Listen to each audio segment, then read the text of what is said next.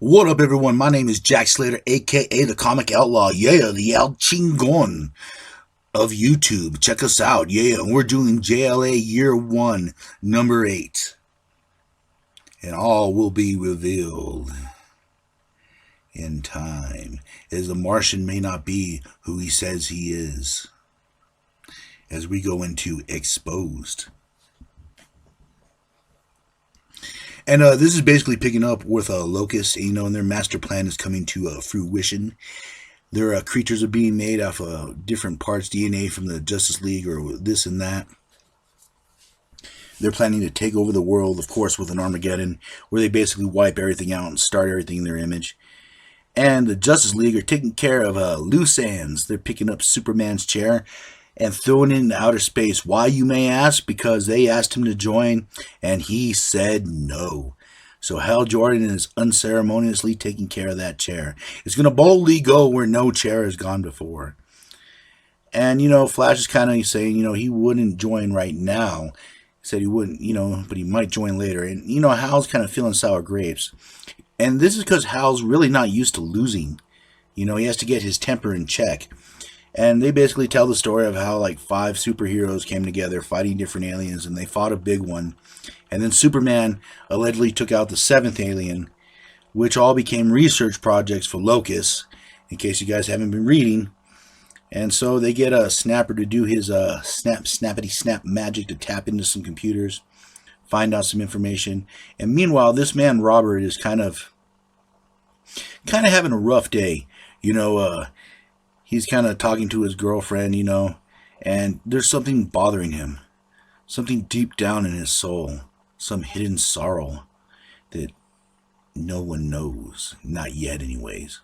And meanwhile, in Star City Harbor, the Flash and Green Lantern are looking for clues, because one of the meteorites / aliens kind of landed in this direction. And they're just looking for anything they can find. So the Flash is using his speed to kind of keep the ocean at bay, while Green Lantern's kind of looking around. And Aquaman's kind of helping with this too. But Green Lantern tells Flash to expand the territory, and Aquaman kind of yells at him, saying this is going to cause permanent damage to the seafloor, which at that point Green Lantern doesn't care.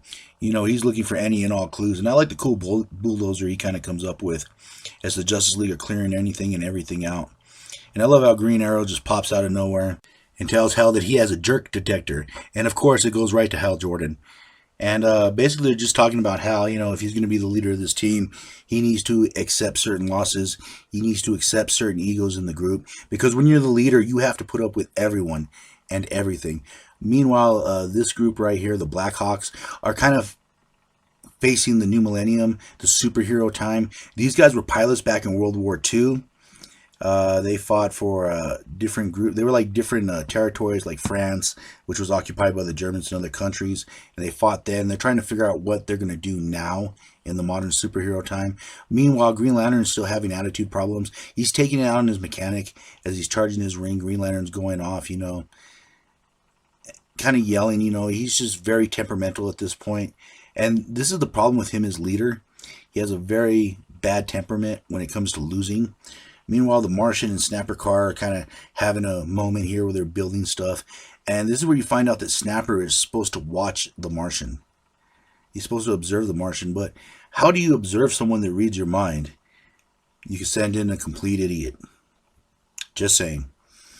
Meanwhile, this guy here, Robert's just having a bad day. He just broke up with his old lady. The love of his life. He just dumps her. And then this is where you start to see what he's seeing. Burnt bodies. So now, wondering what's going on. Meanwhile, Barry Allen and Iris are having a date. And he's kind of having problems with both his lives, because he sort of likes Diana. And he needs to pick which life is important, because Iris is starting to sense this. Meanwhile, Snapper's kind of installing cameras everywhere. And he got instructions to install a camera in the Martian's bedroom, and all of a sudden something changes and Snapper just starts filming something that freaked him out, something that had to be seen, had to be videotaped. Meanwhile, this Robert guy is going to the mental hospital, and he's saying goodbye to all his patients, all the people that he's kind of known, loved, taught. He's just basically going on a final tour, a goodbye tour. And this is very interesting because he's just giving up whole chunks of his life. Someone gives him a little card. It makes him sadder, I guess, as he drives off, realizing that he's giving up everything in his life, saying goodbye to everything for reasons unknown, or at least not yet revealed. So meanwhile, Snapper, Flash, and everyone, Snapper kind of shows everyone the videotape, and the Martian has been these different people that have kind of brought the JLA together, like friends or people they've talked to here and there. Like, for example, the guy from the Navy port, Aquaman's friend, and they all realized that it was the Martian. The Martian has been shape-shifting, using his powers to bring this JLA together. And they feel really betrayed at this point because they're wondering why the Martian did this. And they smash in, and of course it catches the Martian by surprise. Flash is trying to tell everyone, wait a minute, let's hear what he has to say. And you find out that he has dossiers on many different superheroes: the Metal Man, Metamorpho, the Spectre, Batman, the Atom. And yes, it seems like he was trying and examining these heroes, seeing who and what he could bring together. And before he can offer up an explanation, because everyone's losing their tempers, he kind of flies away, trying to get himself a breath of air, But Hal Jordan throws up a cage to capture him. And this is where the Martian uses his powers. He disappears, reappears, and vanishes. And the Martian wanders off without giving an explanation to why he was watching these heroes, why he brought them together, and why he pretended to be all these different people in order to get them here and now. Meanwhile, this Robert guy arrives at the JLA's base, but he's stopped by a man of locusts and says that he will not betray their secrets to the Justice League, and shoots him dead. Will his visions of Armageddon come true? Will the JLA ever be able to forgive the Martian? We'll find out the next time, won't we? And I'll catch you on the flip side. Yeah!